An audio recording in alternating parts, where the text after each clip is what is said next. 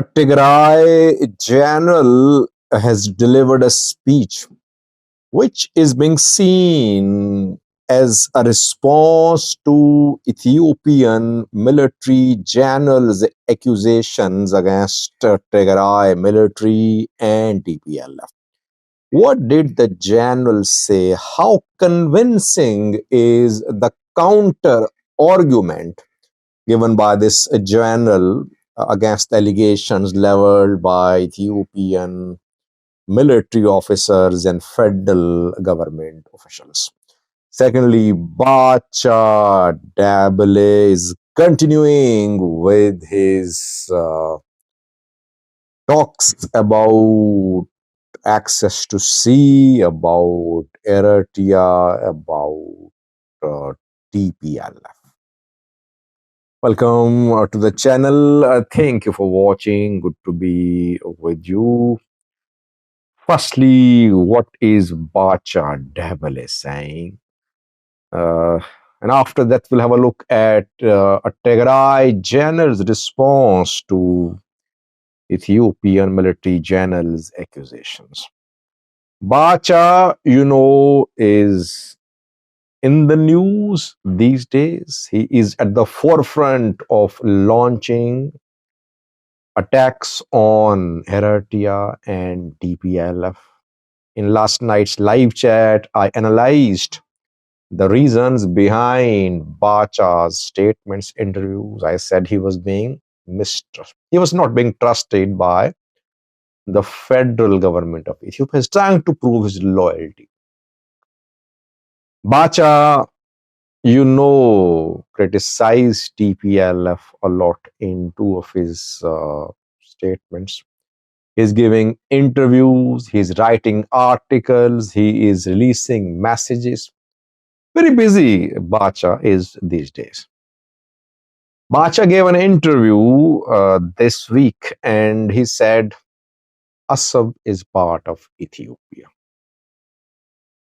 The conspiracy of TPLF and Eritrea deprived Ethiopia of Asseb port. Basically, Asseb is the property of Ethiopia. Ethiopia owns Asseb. So Ethiopia has every right to gain access to Asseb. Secondly, he said when Eritrea and TPLF conspired to deprive Ethiopia of Asseb, they made it a crime to talk about Asseb. So in the past, during EPRDF era, if anyone raised the issue of Asseb, it was not accepted by EPRDF, by TPLF. But time has changed now. Ethiopia was unfairly deprived of the sea access. Now it has every right to gain access to Asseb. Where were these Ethiopian generals in the last 30 years? After Abiy raised the slogan of sea access, all these people started talking about Asseb. Where were they in the last 30 years? If TPLF deprived Ethiopia of Asseb, why were these generals silent? They were hand in glove with TPLF for the last 30 years. But now the man who is leading them, Abiy Ahmed, PM of Ethiopia, has taken a position. He's building a narrative about sea access. All these channels are following Abiy, criticizing TPLF. If they're real patriots, they should have opposed the Asseb remaining part of Eritrea in 1990s, after 2000, before 2018. All of them remained silent, and now suddenly they're the champions of sea access for Ethiopia. Jula, Bacha is trying to solidify his post, his portfolio as Ethiopian ambassador to Kenya. Basically, he's trying to prove to Ethiopian PM that he is committed to defend Ethiopian PM's official positions in official narratives, and he has no soft corner for Eritrea or for PFDJ. Secondly, viewers, a Tigray general has defended military preparations in Tigray. The general's response is being seen as an answer to the accusations leveled by Ethiopian federal government leaders. The name of the general is Abraha Tesfaye, Brigadier General Abraha Tesfaye, also called General Dinkul.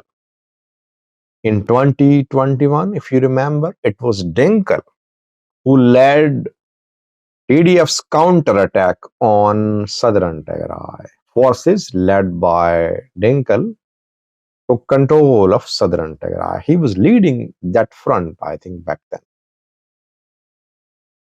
You know that Jula delivered a speech yesterday in connection with Northern Command attack by Tigray forces in 2020, on 3rd of November 2020.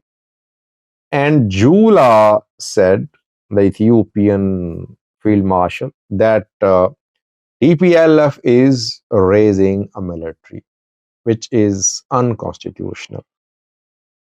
He said TPLF is recalling demobilized soldiers who were demobilized under Pretoria deal. This is unconstitutional.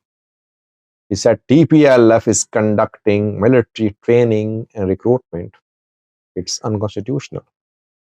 Other generals of the military, Ethiopian federal government officials, they also leveled similar allegations against TPLF, against Tigray military recently. General Abraha Tesfaye tried to defend the military activities in Tigray. He said, yes, we are conducting military training and recruitment. There is a reason behind that. We are doing all these military activities to avert a war. Our military preparations are not meant to start a war, but we are making defensive military preparations. He said, if you are weak, your enemy will try to crush you. If you are strong, your enemy won't attack you. Tigray needs to be strong. Tigray military needs to be strong. If Tigray military is strong, ENDF won't think of attacking Tigray. And that is how war will be averted. It's a very interesting logic, by the way. All that should have been said during Pretoria talks. In Pretoria, TPLF and Tigray military officers, they agreed to dismantle Tigray military. They agreed to DDR, demobilization, disarmament, reintegration of Tigray fighters. They agreed that there will be only militias in regions.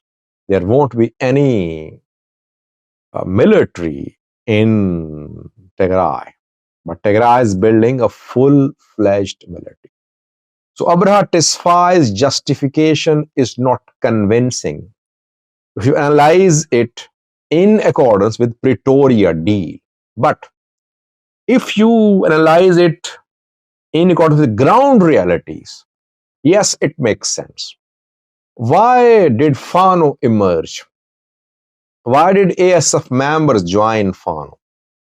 Because groups in Amhara believe that their voices were not being heard, that Amhara voices were not being heard on federal level. Why? Because Amhara region did not have any armed group to reinforce its case for the Amhara people. That is why FANO was born. And since 2023, Fano groups in Amhara have been expanding. Perhaps same is the case in Tigray too, that Tigray leaders think that they need to be armed, they need to be militarily strong. Only then can their demands be taken seriously by the federal government. Otherwise, the federal government will try to weaken Tigray. Thanks for watching.